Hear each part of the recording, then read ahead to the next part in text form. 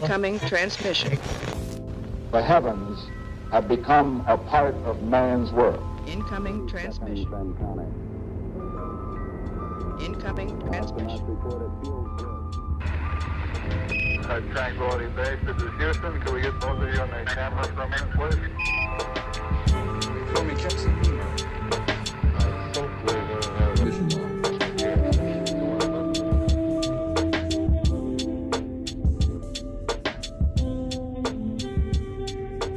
There's a quote that I like by one of the ancient Stoic philosophers from back in the day.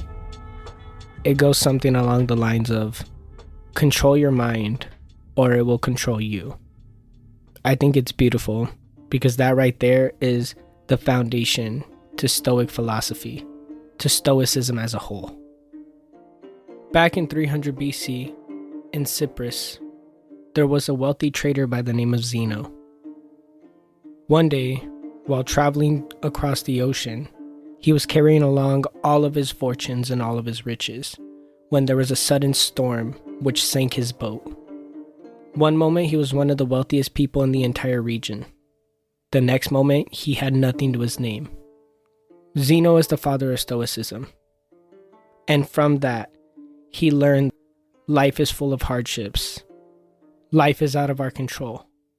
But that doesn't matter, because we can control our emotions. We can control how we let any given circumstance affect us. Stoicism teaches us about acceptance and indifference. Instead of crying over spilled milk, we have to learn to harness our emotions and stay composed in any given situation. We have to learn that everything bad that can happen will happen. We picture the worst case scenario and we learn to come to terms with it before it even happens. This isn't to say that you have to be negative in your life or wish for bad or always look out for the bad. It's learning to accept that it could happen at any time. And it's learning to accept the consequences that come with it. Stoicism teaches us that no matter what happens to us, it's not the end-all be-all. Because the only time you're defeated and the only time you lose is when you allow yourself to. You can't sit there dwelling over everything bad that's ever happened to you. You have to accept it and work with what you're given. People who practice Stoicism often do this thing that's called voluntary discomfort. It's where they make their lives harder in small ways so that they can overcome any obstacle that might come their way down the line. Some Stoics will eat nothing but potatoes for a few days. Some will take cold showers on a daily basis.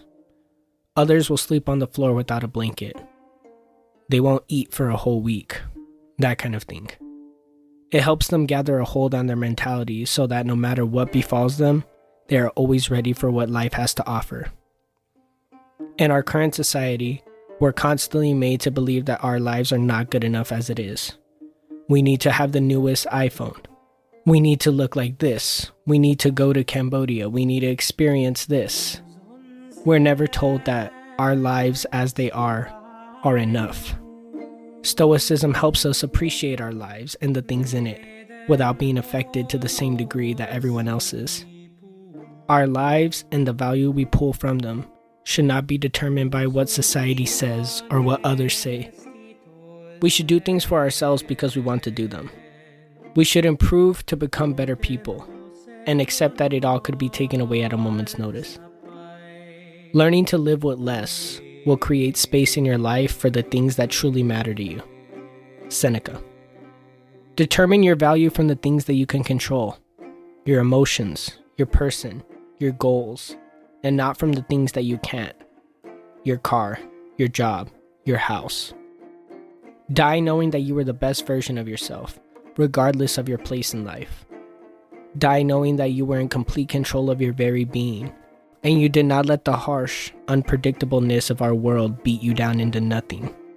You accepted the hardships that came your way and you adjusted. Because like Seneca said, we suffer more in imagination than in reality.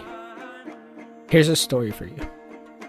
Back in ancient Rome, there was a great physician by the name of Galen, a Greek man.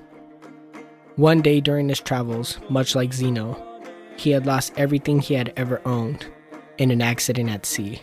and he said, quote, "The fact that after my loss, the totality of my pharmaceutical remedies, the totality of my books, as well as these recipes for reputable remedies, as well as the various editions I wrote on them, in addition to so many other works, each one of which exhibits that love of work that was mine my entire life.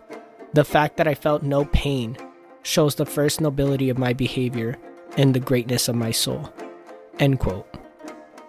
Essentially, what he's saying is, he lost all of his life's work. He lost everything that was important to him. But he didn't feel no pain, because he was beyond that. He had reached a place of total acceptance where something like that could befall him, and he would shrug his shoulders and move on. He would rebuild and rebuild better. Stoics can never be defeated, because their mind and their will is greater than any force of nature, is greater than anything life can throw at them. And because of this, they will live a life worth remembering.